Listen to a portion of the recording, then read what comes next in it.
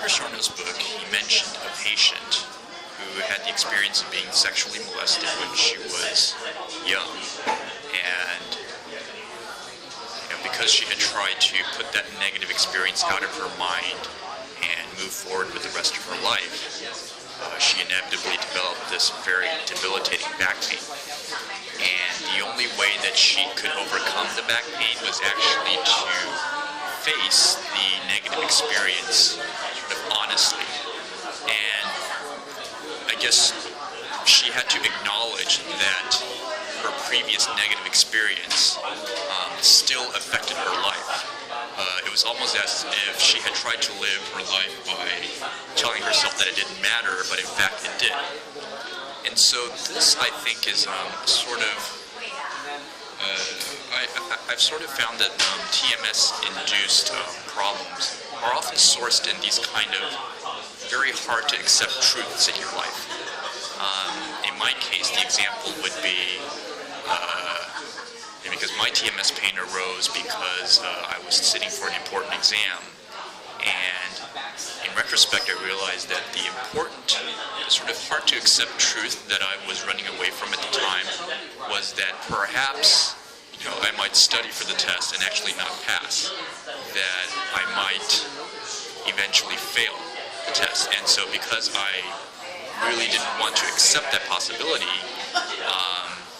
I sort of plowed ahead and really, tried to study the heck out of, the exam to hopefully not ever have to face the possibility that, yes, after all, I am human and I might, there might be a possibility that I might fail. And so in this case, this is also an example of a sort of hard to accept truth. That was sort of the root cause of my TMS-related disorder. And so lately what I realized is that, even outside the context of TMS,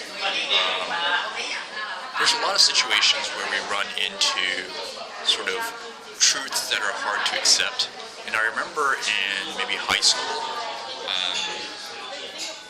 there was this anecdote about how after Japan had lost the Second World War, that the emperor actually went on the air, on the radio, to address his people. And what he said was to his people that, it's time for us to accept the unacceptable, referring to Japan's loss in the Second World War. And so, there's this notion of accepting things that we otherwise would deem unacceptable. Perhaps our ego sort of programs it into a habit that there are certain things that we just cannot accept. There are certain desires we have to fulfill. There are certain things that we just have to have a certain way. And a lot of the technology and society out there is actually tuned into this kind of egotistical, I would call it egotistical desire on our parts to sort of always gratify all of our desires immediately. So if I want to, communicate with someone, then the cell phone will let me talk to that person right away. And if I want to just travel anywhere, then, faster cars and faster airplanes will always give me what I want, without, making me sort of wait for anything anymore, to actually make me feel as if I don't have to accept anything that I don't want to accept. And this, as we know, is really a sort of a false, it gives us sort of a false sense of security, because ultimately the one truth that we all have to accept, as you might glean from, reading rather various religious texts and stuff, is, it's sort of morbid, but the ultimate truth is death. And so,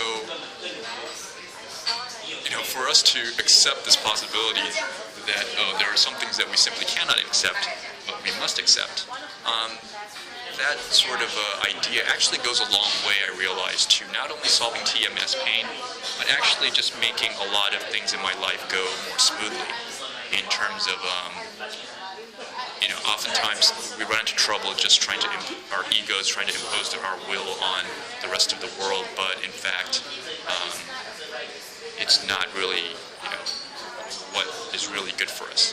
And so I'll leave with that thought, which is sometimes we had to accept the unacceptable, and in a way that sort of actually makes us into better people sometimes when we think about it.